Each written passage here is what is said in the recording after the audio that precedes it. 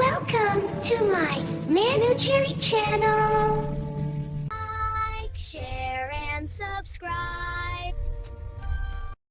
Hi అండి. ఈరోజు మన కథ అపాయంలో ఉపాయం. అనగనగా ఒక అడవిలో నీటి మడుగులో ఒక తాబేలు ఉండేది.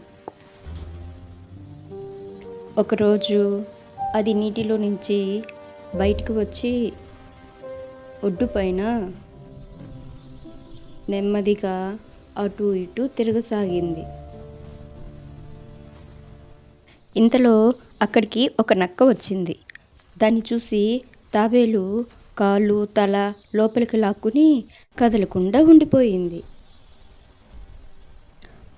నక్క దాని దగ్గరకు వచ్చి దాన్ని పట్టుకుని చూసింది. పైన డొప్ప గట్టిగా తగిలింది. తాబేల్ని తిరగేసి దాని దగ్గర వాసన చూసింది.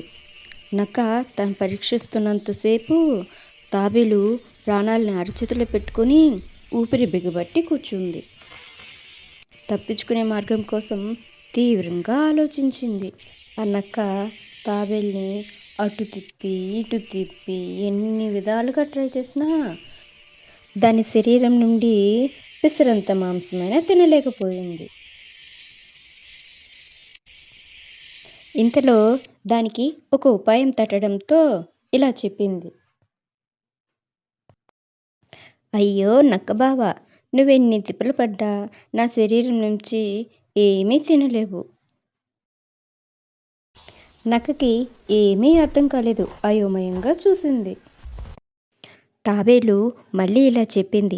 నా శరీరం తీరే అంత నక్కబావా, నీటిపైకి రాగానే గాలి తగిలి గట్టిపడిపోతుంది నా శరీరం. మళ్ళీ నీళ్లు తగలంగానే వెంటనే మెత్తబడిపోతుంది. ఇది నా శరీర తత్వం. ఈ మాత్రం కూడా తెలీదా నీకు అని తాబేలు నక్కతో అంది. అందుకే నక్కబావా, నన్ను కాసేపు నీటిలో నానబెట్టు, ఆ తరువాత కడుపారా తినొచ్చు అని చెప్పింది తాబేలు. నక్క కూడా తెలివైంది కదా, అందువల్ల తాబేలు మాటలకి తలూపి తాబేలును నీళ్ళలోంచి పారిపోకుండా కాలితో నొక్కి పెట్టింది. అప్పుడు తాబేలు తెలివిగా, నక్కబావా, నేను పూర్తిగా నానాను, కానీ నువ్వు కాలు పెట్టిన చోట నానలేదు. నువ్వు కానీ కాలు తీసావంటే నేను పూర్తిగా నానుతాను అని చెప్పింది తాబేలు. నక్క కాలు తీయగానే వెంటనే తాబేలు నీటిలోకి జారిపోయింది. అయ్యో, నేనే తెలివైన దానిని అనుకుంటే ఈ తాబేలు నాకంటే చాలా తెలివైన దానిలా ఉందే అని అక్కడి నుండి వెళ్ళిపోయింది నక్క. కథ అయిపోయింది. ఈ వీడియో మీకు నచ్చితే లైక్ చేయండి, షేర్ చేయండి, తప్పకుండా సబ్స్క్రైబ్ చేయండి. Thank you for watching.